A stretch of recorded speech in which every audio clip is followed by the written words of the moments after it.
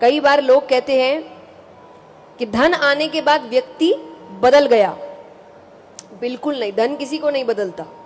धन व्यक्ति की असलियत बाहर लेकर आता है। बिल्कुल सही बात है।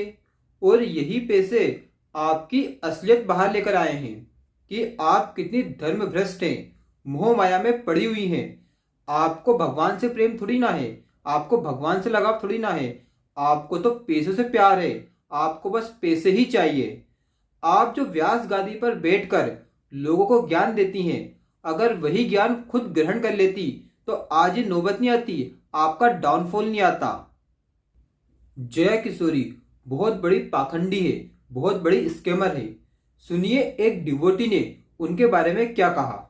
इतने सारे यूथ को इंस्पायर करने के बाद आप अचानक से एक दिन कह देते हो कि मैं तो एक नॉर्मल लड़की हूँ और आप 2 लाख का बैग कैरी कर रहे हो। सॉरी टू से, बट आप लोगों की वजह से ही हमारा जो सनातन धर्म है लोगों को पाखंड लगता है। ये संसार एक कुएं की तरह है।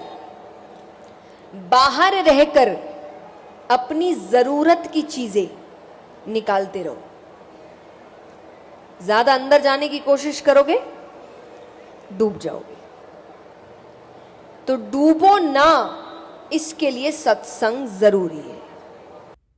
वाह जय किशोरी जी, लोगों को तो आप ज्ञान दे रहे हो कि संसार एक कुएं की तरह है, अपनी चीजें दूर से बाहर निकाल लो, संसार में मत डूबो। लेकिन आप तो खुद संसार में डूबी हुई हैं।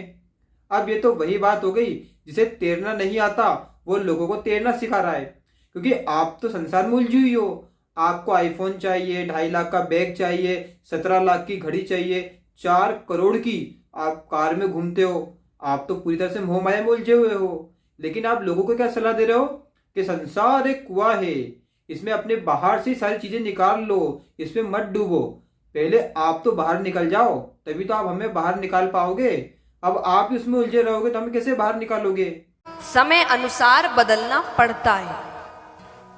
बदलाव प्रकृति का नियम है। बिल्कुल सही बात है। समय अनुसार बदलाव जरूरी है। जैसे कि आप बदल गई। आप 2.5 लाख का बैग यूज करती हैं, 1.5 लाख का मोबाइल यूज करती हैं, 17 लाख की घड़ी पहनती हैं, 4 करोड़ की गाड़ी में घूमती हैं। आपने अपना जीवन तो बदल लिया। किसके नाम पर?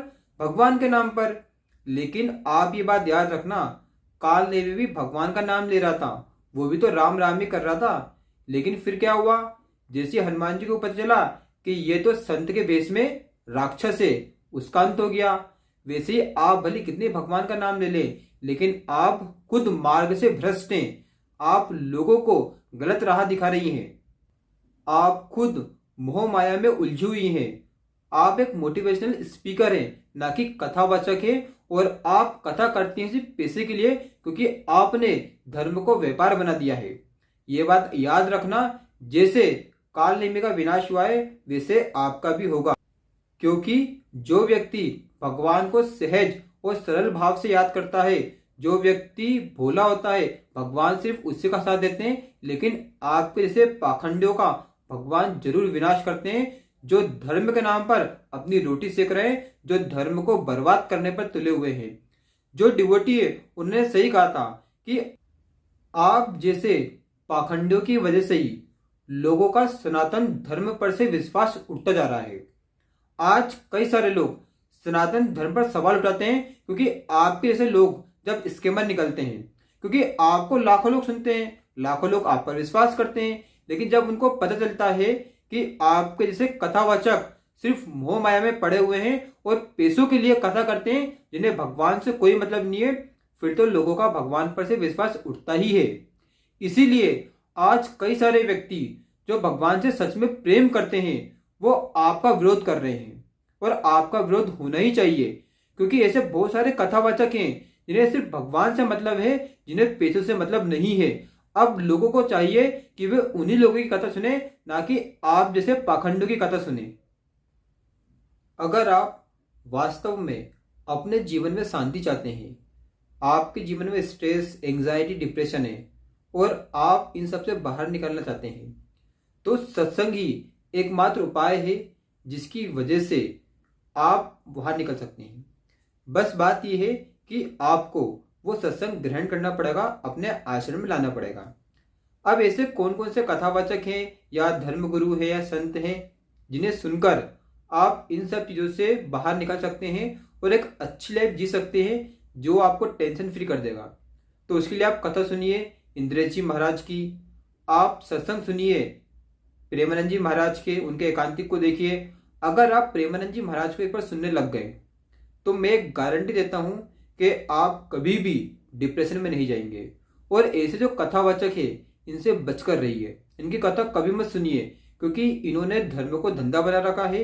इनका जो काम है सिर्फ पैसे कमाना है और अपनी जरूरतों को पूरा करना है।